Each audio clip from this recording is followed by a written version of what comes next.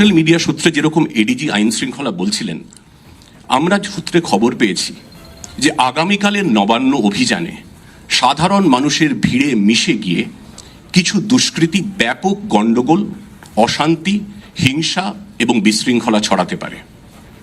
আমরা এটাও জেনেছি যে আন্দোলনের সামনে, ভিড়ের সামনে মূলত মহিলা এবং ছাত্রছাত্রীদের সামনে রেখে পিছন থেকে এমন কিছু গোলমাল পাকানো হবে, এমন কিছু প্ররোচনা দেওয়ার চেষ্টা হবে যাতে পরিস্থিতি নিমেষে অশান্ত, বিশৃঙ্খল এবং হিংসাত্মক হয়ে ওঠে এবং পুলিশ বাধ্য হয় বল প্রয়োগ করতে।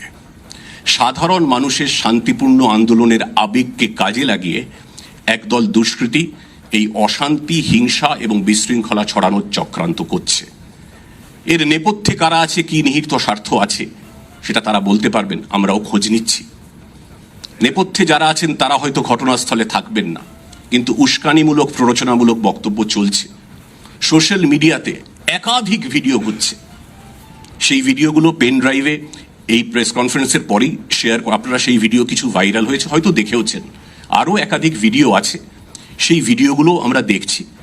এবং যেখানে যেখানে যারা উস্কানিমূলক মন্তব্য করছেন, হিংসায় উস্কানি দিচ্ছেন কালকের আন্দোলনে, আবার বলছি, সাধারণ শান্তিকামী মানুষের আবেগকে কাজে লাগিয়ে তাদের আমরা চিহ্নিত করার চেষ্টা করছি এবং প্রয়োজনীয় আইনি ব্যবস্থা নেওয়া হবে। যে এই দুটি সমাবেশের যে ডাক দেওয়া হয়েছে, একটি পশ্চিমবঙ্গ ছাত্র সমাজের তরফ থেকে, একটি সংগ্রামী যৌথ মঞ্চের তরফ থেকে, এই দুটো সমাবেশই সম্পূর্ণভাবে অবৈধ এবং বেআইনি।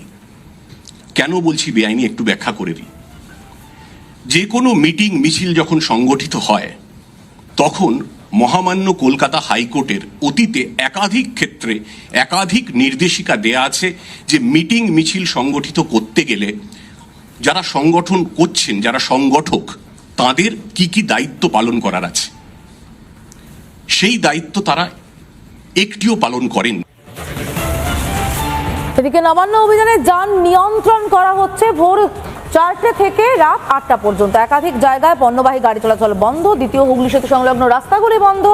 নিবরা, সলভ, শালিমার, আলামপুরের রাস্তা বন্ধ। এছাড়া বন্দর এলাকাতেও পণ্যবাহী গাড়ি চলাচল বন্ধ। শুধুমাত্র জরুরি পরিষেবার গাড়িকে ছাড় দেওয়া হবে।